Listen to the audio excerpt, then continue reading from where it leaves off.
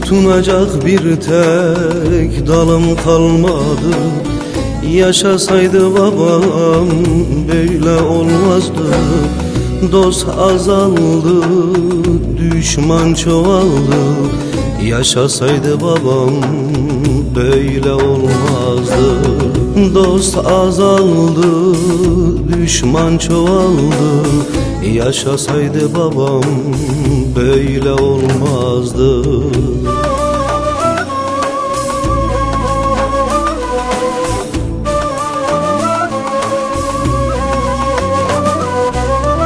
Bir gün halimizi soran olmadı. Çok yoksulluk çektik bilen olmadı. Dostlarım azaldı, düşman çoğaldı. Yaşasaydı babam böyle olmazdı. Bir gün halimizi soran olmadı. Çok yoksulluk çektik bilen olmadı. Dostlarım azaldı, düşman çoğaldı. Yaşasaydı babam böyle olmazdı.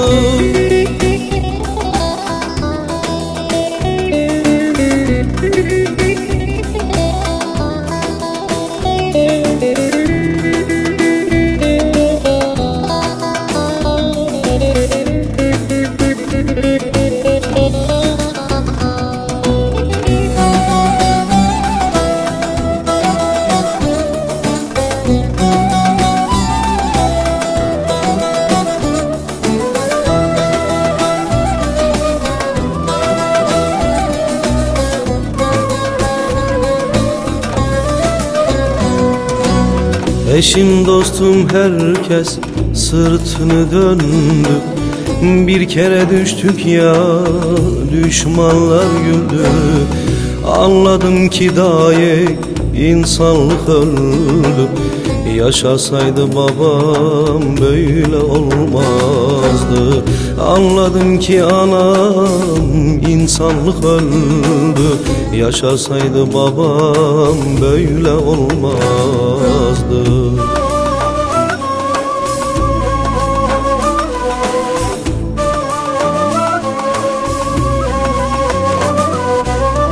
Bir gün halimizi soran olmadı.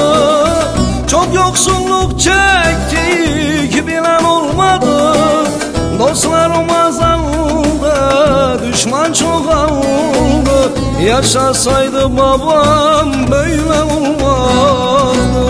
Bir gün halimizi soran olmadı. Çok yoksulluk çektik bilen olmadı. Dostlarım azaldı, düşman çoğaldı.